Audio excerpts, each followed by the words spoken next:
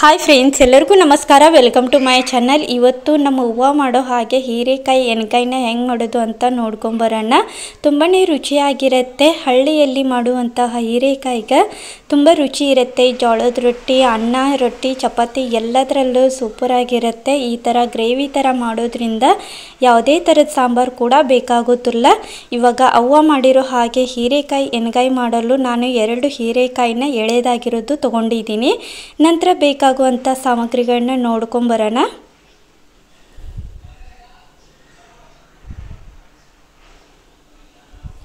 ಇಲ್ಲಿ ನಾನು 2 ಈರುಳ್ಳಿಯನ್ನು ಸಣ್ಣದಾಗಿ ಕಟ್ ಮಾಡಿ ಇಟ್ಕೊಂಡಿದ್ದೀನಿ. ಹಂಗೆ 1 ಟೊಮೊಟೊ ಸಣ್ಣದಾಗಿ ಕಟ್ ಮಾಡಿ ಇಟ್ಕೊಂಡಿದ್ದೀನಿ. ಕರಿಬೇವು ಸೊಪ್ಪು, ಕೊತ್ತಂಬರಿ ಸೊಪ್ಪು, ಹಂಗೆ ಸ್ವಲ್ಪ ಜೋಳದ ಹಿಟ್ಟು ತೊಗೊಂಡಿದ್ದೀನಿ. 1 ಟೀ ಸ್ಪೂನಷ್ಟು ಜೋಳದ ಹಿಟ್ಟು ಹಾಕೋದ್ರಿಂದ ಟೇಸ್ಟ್ ಚೆನ್ನಾಗಿ ಬರುತ್ತೆ.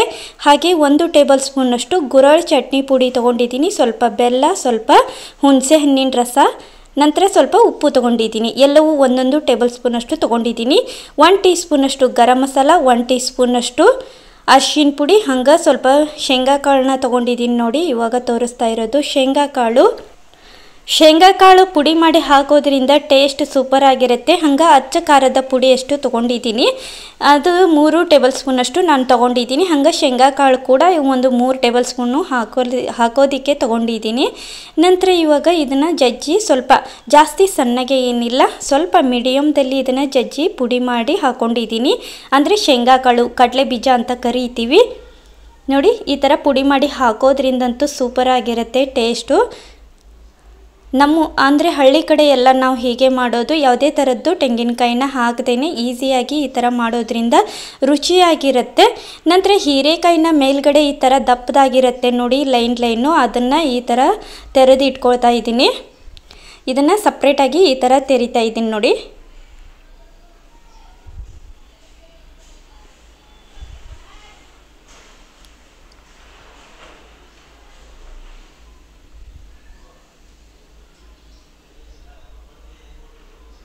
ನೋಡಿ, ಮೇಲ್ಗಡೆ ಇರುವಂಥ ಈ ಥರ ಸಿಪ್ಪೆ ಥರ ಬರುತ್ತೆ, ಅದನ್ನೆಲ್ಲ ತೆರೆದಿಟ್ಕೊಂಡಿದ್ದೀನಿ. ಇವಾಗ 2ನೇದು ಕೂಡ ಹಾಗೆ ಸೇಮ್ ಅದನ್ನೇ ತಗೊಳ್ತಾ ಇದ್ದೀನಿ ನೋಡಿ. ಮೇಲೆ ದಪ್ಪದಾಗಿರುತ್ತೆ ನೋಡಿ, ಅದನ್ನು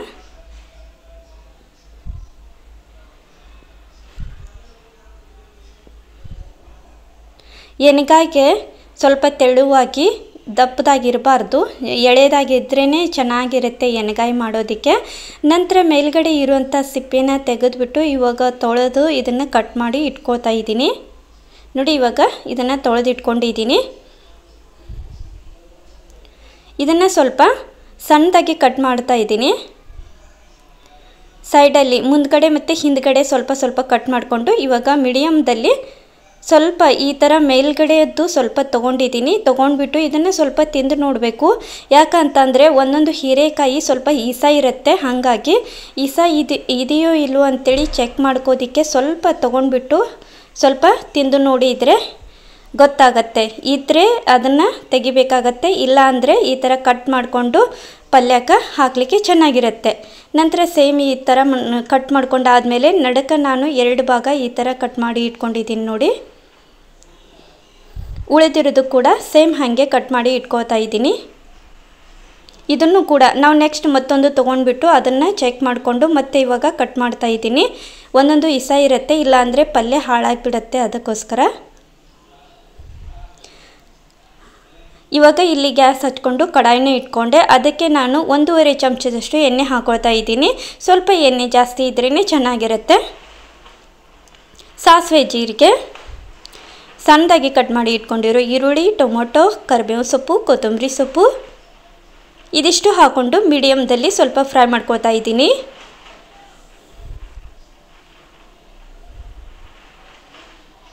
ಜಾಸ್ತಿ ಫ್ರೈ ಇಲ್ಲ, ಮೀಡಿಯಮ್ದಲ್ಲಿ 1-2 ನಿಮಿಷ ಫ್ರೈ ಮಾಡಿಕೊಂಡ್ರೆ ಸಾಕು. ಇದಕ್ಕೆ ಇವಾಗ ಇಲ್ಲಿ ಹುಣಸೆ ಹಣ್ಣಿನ ರಸ ಹಾಕೊಳ್ತಾ ಇದ್ದೀನಿ. ಬೆಲ್ಲ ಮತ್ತು ಹುಣಸೆ ಹಣ್ಣು ಹಾಕೋದ್ರಿಂದ ಟೇಸ್ಟ್ ಚೆನ್ನಾಗಿ ಬರುತ್ತೆ, ಅದಕ್ಕೋಸ್ಕರ ಸ್ವಲ್ಪ ಹುಳಿಯಾಗಿ ಸ್ವೀಟಾಗಿರುತ್ತೆ. ಇಲ್ಲಿ 1 ಟೀ ಸ್ಪೂನಷ್ಟು ಹುಣಸೆ ಹಣ್ಣಿನ ರಸನ ಹಾಕ್ಕೊಂಡಿದ್ದೀನಿ. ಹಂಗೆ 1 ಟೀ ಸ್ಪೂನಷ್ಟು ಉಪ್ಪು, 3 ಟೇಬಲ್ ಸ್ಪೂನಷ್ಟು ಅಚ್ಚ ಖಾರದ ಪುಡಿ, ಮನೆಯಲ್ಲಿರುತ್ತೆ ನೋಡಿ ಮಸಾಲ ಖಾರದ ಪುಡಿ, ಅದನ್ನು ಹಾಕ್ಕೊಂಡಿದ್ದೀನಿ 3 ಟೇಬಲ್ ಸ್ಪೂನಷ್ಟು. 1 ಟೀ ಸ್ಪೂನಷ್ಟು ಗುರಳ್ ಚಟ್ನಿ ಪುಡಿ. ಗುರಳ್ ಚಟ್ನಿನ ಮಾಡಿರ್ತೀವಿ ನೋಡಿ, ಇದ್ದರೆ ನೀವು ಹಾಕೋರಿ, ಇಲ್ಲಾಂದ್ರೆ ಸ್ಕಿಪ್ ಮಾಡಿ. ಟೇಸ್ಟ್ ಚೆನ್ನಾಗಿ ಬರುತ್ತೆ, ಅದಕ್ಕೋಸ್ಕರ 1 ಟೀ ಸ್ಪೂನು ಗುರಳ್ ಚಟ್ನಿ ಪುಡಿ ಹಾಕೊಂಡಾದಮೇಲೆ 3 ಟೇಬಲ್ ಸ್ಪೂನಷ್ಟು ಜಜ್ಜಿ ಇಟ್ಕೊಂಡಿರುವಂತಹ ಶೇಂಗಾ ಕಾಳು ಪುಡಿನ ಹಾಕೊಂಡೆ. ಹಂಗೆ garam masala 1 teaspoon, 1 teaspoon ಅರಿಶಿನ ಪುಡಿ ಹಾಕೊಂಡಿದ್ದೀನಿ, ಸ್ವಲ್ಪ ಬೆಲ್ಲವನ್ನು ಹಾಕೊಂಡಿದ್ದೀನಿ. ಹಾಕೊಂಡು ಚೆನ್ನಾಗಿ ಇದನ್ನು ಮಿಕ್ಸ್ ಮಾಡ್ಕೊಳ್ತಾ ಇದ್ದೀನಿ.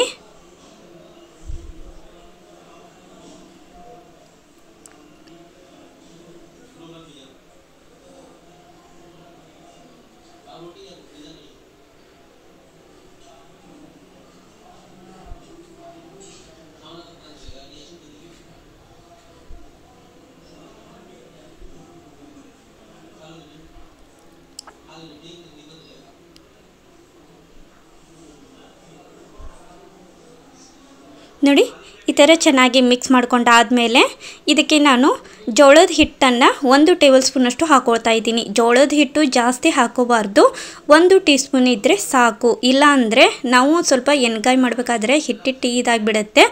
ಜೋಳದ ಹಿಟ್ಟನ್ನು ಸ್ವಲ್ಪ ಕಡಿಮೆನೇ ಹಾಕೋರಿ, ಅಂದರೆ 1 ಟೇಬಲ್ ಸ್ಪೂನು. ಉಳಿದಿರೋದು ಎಲ್ಲನೂ ನಾನು 1 ಟೇಬಲ್ ಸ್ಪೂನ್ ಹಾಕ್ಕೊಂಡಿದ್ದೀನಿ. ಖಾರ ಮಾತ್ರ 3 ಟೇಬಲ್ ಸ್ಪೂನು, ಮತ್ತು ಕಡಲೆ ಬೀಜನ ಜಜ್ಜಿ ಇರೋದು ಕಡಲೆ ಬೀಜನ 3 ಟೇಬಲ್ ಸ್ಪೂನು ಅಷ್ಟೇ ನಾನು ಹಾಕ್ಕೊಂಡಿರೋದು. ಇದಿಷ್ಟು ಹಾಕೊಂಡಾದಮೇಲೆ ಚೆನ್ನಾಗಿ ಮಿಕ್ಸ್ ಮಾಡ್ಕೊಳ್ತಾ ಇದ್ದೀನಿ. ಜೋಳದ ಹಿಟ್ಟು ಹಾಕೋದ್ರಿಂದ ಟೇಸ್ಟ್ ಚೆನ್ನಾಗಿ ಬರುತ್ತೆ, ರುಚಿಯಾಗಿ ಬರುತ್ತೆ, ಅದಕ್ಕೋಸ್ಕರ ಸ್ವಲ್ಪ ಜೋಳದ ಹಿಟ್ಟನ್ನು ಹಾಕ್ಕೊಂಡಿದ್ದೀನಿ. ನಂತರ ಇದಿಷ್ಟು ಚೆನ್ನಾಗಿ ಮಿಕ್ಸ್ ಮಾಡ್ಕೊಂಡು ಆದಮೇಲೆ ಕೆಳಗಡೆ ಇಳಿಸಿಟ್ಕೊಳ್ತಾ ಇದ್ದೀನಿ. ಸ್ವಲ್ಪ ಇದು ಮಸಾಲೆ ಎಲ್ಲ ಆರಬೇಕು, ಸ್ವಲ್ಪ ತಣ್ಣಗಾಗಬೇಕು ನೋಡಿ.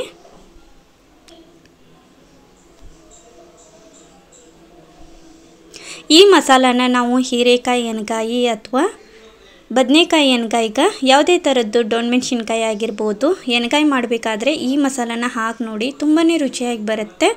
ನಂತರ ಇದಿಷ್ಟು ಆರಾದಮೇಲೆ ಇಲ್ಲಿ ತೆಗೆದುಬಿಟ್ಟು ಇಲ್ಲಿ ಕಟ್ ಮಾಡಿ ಇಟ್ಕೊಂಡಿರುವಂಥ ಹೀರೆಕಾಯಿದ್ರ ಒಳಗಡೆ ಹಾಕ್ತಾಯಿದ್ದೀನಿ. ಈ ಮಸಾಲಾನ ಒಳಗಡೆ ಎಲ್ಲ ತುಂಬಿ ಇಡ್ತಾಯಿದ್ದೀನಿ ನೋಡಿ. ಈ ಥರ ನಾವು ನಡುಕ ಕಟ್ ಮಾಡಿರ್ತೀವಲ್ವ, ಅದ್ರ ಒಳಗೆ ಸ್ವಲ್ಪ ಸ್ವಲ್ಪ ಮತ್ತು ಸುತ್ತು ಕಡೆ ಎಲ್ಲ ಮಸಾಲಾನ ಹಚ್ಚಿ ಇಟ್ಕೊಳ್ತಾ ಇದ್ದೀನಿ.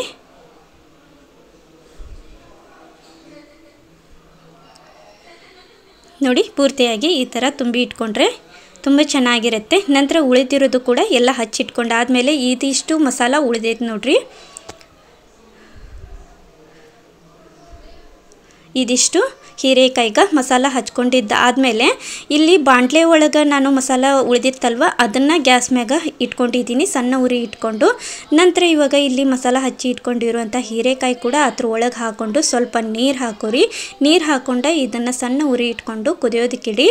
ಅಂದರೆ ಸ್ವಲ್ಪ ಜಾಸ್ತಿ ನೀರು ಹಾಕೋಬಾರ್ದು, ಮೀಡಿಯಮ್ದಲ್ಲಿ ಸ್ವಲ್ಪ ನೀರನ್ನ ಹಾಕೋರಿ. ನಾವು ಜೋಳದ ಹಿಟ್ಟನ್ನು ಹಾಕೊಂಡಿರ್ತೀವಲ್ವ, ಅದು ಸ್ವಲ್ಪ ತಳ ಹಿಡಿಯೋ ಚಾನ್ಸ್ ಇರುತ್ತೆ, ಅದಕ್ಕೋಸ್ಕರ ಸ್ವಲ್ಪ ನೀರನ್ನ ಹಾಕ್ಕೊಂಡು ಈ ಥರ ನೋಡಿ ಚೆನ್ನಾಗಿ ಒಂದು ಸರ್ತಿ ಮಿಕ್ಸ್ ಮಾಡ್ಕೊರಿ. ಮಿಕ್ಸ್ ಮಾಡಿಕೊಂಡು ಮ್ಯಾಗ ಕ್ಲೋಸ್ ಮಾಡಿಡಿ.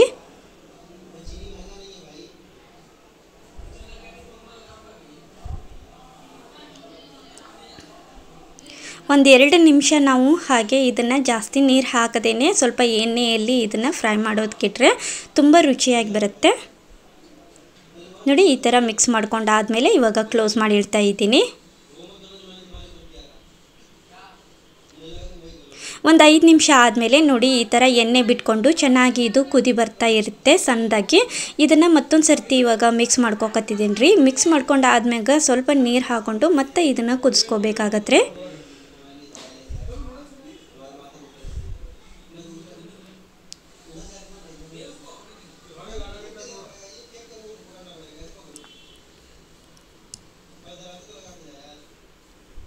ನೋಡಿ ಇವಾಗ ನೀರು ಹಾಕೊಳ್ತಾ ಇದ್ದೀನಿ. ನೀರು ಹಾಕ್ಕೊಂಡು ಮತ್ತೆ ಇದನ್ನು ಕುದಿಸ್ಕೋಬೇಕು. ಜಾಸ್ತಿ ನೀರು ಹಾಕೊಳ್ಳೋಕೆ ಹೋಗ್ಬೇಡ್ರಿ. ನಿಮಗೇನಾದರೂ ಗ್ರೇವಿ ಜಾಸ್ತಿ ಬೇಕು ಅಂದರೆ ಮಾತ್ರ ನೀವು ನೀರನ್ನ ಹಾಕ್ಕೊಡಿ, ಇಲ್ಲ ಅಂತ ಅಂದರೆ ಸ್ವಲ್ಪ ನೀರನ್ನ ಹಾಕ್ಕೊಂಡು ಈ ಥರ ನೋಡಿ ಸಣ್ಣ ಉರಿ ಇಟ್ಕೊಂಡು ಮತ್ತೆ ಇದನ್ನು 5 ರಿಂದ 10 ನಿಮಿಷ ಕುದಿಸ್ಕೊಡಿ. ನೋಡಿ ಮತ್ತೊಂದು ಸರ್ತಿ ಇದನ್ನು ಚೆನ್ನಾಗಿ ಮಿಕ್ಸ್ ಮಾಡ್ಕೊಳ್ತಾ ಇದ್ದೀನಿ. ಅವಾಗವಾಗ ಸ್ವಲ್ಪ ಹೀರೆಕಾಯಿ ಸ್ವಲ್ಪ ಜಾಸ್ತಿ ಕುದಿಸ್ಬೇಕಾಗತ್ತೆ, ಚೆಕ್ ಇರಬೇಕು. ನಂತರ ನೋಡಿ ಈ ಥರ ಸ್ವಲ್ಪ ನೀರು ಬಿಟ್ಕೊಂಡು ಕುದೀತಾ ಇದೆ. ಒಂದು 5ರಿಂದ 10 ನಿಮಿಷ ಇದನ್ನು ಕುದಿಸ್ಕೊಂಡ್ರೆ ರೆಡಿ ಆಗುತ್ತೆ. ನೋಡಿ ಇವಾಗ ಮತ್ತೆ ಒಂದು ಸರ್ತಿ ಮಿಕ್ಸ್ ಮಾಡ್ಕೊಂಡಾದ್ಮೇಲೆ ಮೇಲ್ಗಡೆ ಸ್ವಲ್ಪ ಕೊತ್ತಂಬರಿ ಸೊಪ್ಪು ಹಾಕ್ಕೊಂಡು ಇದನ್ನು ಕ್ಲೋಸ್ ಮಾಡಿ ಇಡ್ತಾ ಇದ್ದೀನಿ. ಇದು ಸ್ವಲ್ಪ ಪೂರ್ತಿಯಾಗಿ ತಣ್ಣಗಾಗತ್ತೆ ನೋಡಿ. ತಣ್ಣಗಾದ್ಮ್ಯಾಗ ಮತ್ತು ಇನ್ನೂ ಸ್ವಲ್ಪ ಗಟ್ಟಿ ಆಗಿಬಿಡುತ್ತೆ. ನಿಮಗೆ ಗ್ರೇವಿ ಜಾಸ್ತಿ ಬೇಕು ಅಂತಂದರೆ ಸ್ವಲ್ಪ ಮೀಡಿಯಮ್ದಲ್ಲಿ ನೀವು ಸ್ವಲ್ಪ ರಸವಾಗಿ ಇದ್ದಾಗಲೇ ಇದನ್ನು ಆಫ್ ಮಾಡಿಬಿಡಿ. ಹಾಗೆ ಗಟ್ಟಿಯಾಗಿ ಬೇಕು ಅಂತ ಅಂದರೆ ಇದಿಷ್ಟು ಸಾಕಾಗತ್ತೆ. ನೋಡಿದ್ರಲ್ವ ಸಿಂಪಲ್ಲಾಗಿ ಅವ್ವ ಮಾಡಿರೋ ಹಾಗೆ, ಅಂದರೆ ಹಳ್ಳಿ ಕಡೆ ನಮ್ಮ ತಾಯಿಯವರು ಮಾಡೋ ಹಾಗೆ ಹೀರೆಕಾಯಿ ಎಣ್ಗಾಯಿನ ಮಾಡಿದ್ದೀನಿ. ನೀವು ಒಂದು ಸರ್ತಿ ಟ್ರೈ ಮಾಡಿ, ತುಂಬ ರುಚಿಯಾಗಿರುತ್ತೆ. Thank you. Bye friends, bye.